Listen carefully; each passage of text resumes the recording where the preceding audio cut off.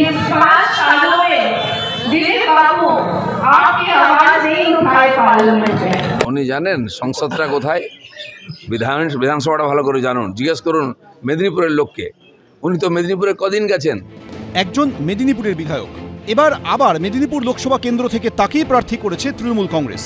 আরেকজন মেদিনীপুর লোকসভা কেন্দ্রের বিদায়ী সাংসদ, যাকে বর্ধমান দুর্গাপুর লোকসভা কেন্দ্রে দাঁড় করিয়েছে বিজেপি। একজন দক্ষ অভিনেত্রী, অপরজন দীর্ঘদিনের রাজনীতিবিদ। দিলীপ ঘোষের গতবারের কেন্দ্র থেকে এবার লোকসভা ভোটে লড়ছেন জুন মালিয়া, আর সেখানে প্রচারে গিয়ে বিদায়ী সাংসদকে আক্রমণ শানালেন তৃণমূল প্রার্থী।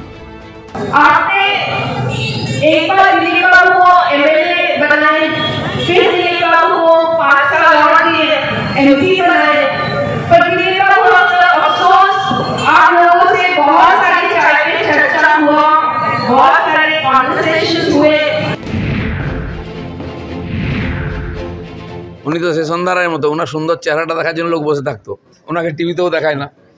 কি করবেন, কি অভিনয় করেছেন কেউ জানে না, আর ওনাকে দেখতেও পাওয়া যায় না, রোদ্রে বেরোন না, চেহারা খারাপ হয়ে যাবে। মেদিনীপুরে কোথায় থাকেন যান, পার্টির লোকের সঙ্গে ঝগড়া করে আবার কলকাতা চলে আসেন।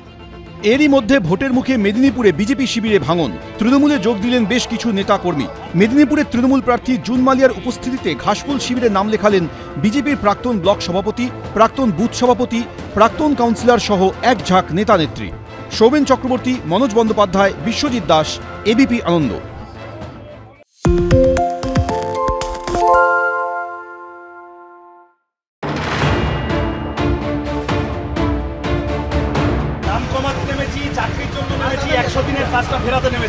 যাদবপুরে এবার দুই তরুণ তুর্কির লড়াই। প্রচারে বেরিয়ে এলাকা চষে ফেলছেন সিপিএম প্রার্থী সৃজন ভট্টাচার্য।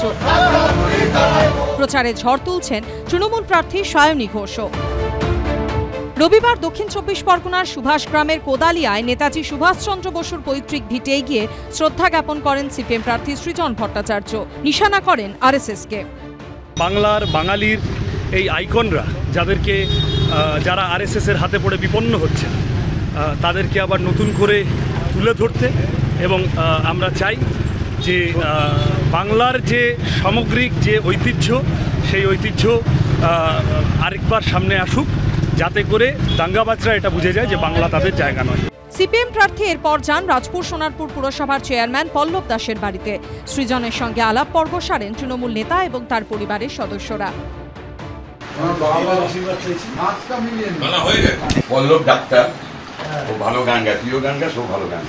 সিপিএম প্রার্থীর সঙ্গে এই সাক্ষাৎকে সৌজন্যের রাজনীতি বলে জানিয়েছেন রাজপুর সোনারপুর পুরসভার চেয়ারম্যান। রাজনীতিতে এই ধরনের সৌজন্য থাকে, আমরা প্রত্যেকেই সেই সৌজন্য দেখাই। আমি আমার রাজনৈতিক মতাদর্শে বিশ্বাসী, উনি ওনার রাজনৈতিক মতাদর্শে বিশ্বাসী। আমার রাস্তায় সায়নী ঘোষের বাড়ি পড়লে আমি তার বাড়িতেও যাব।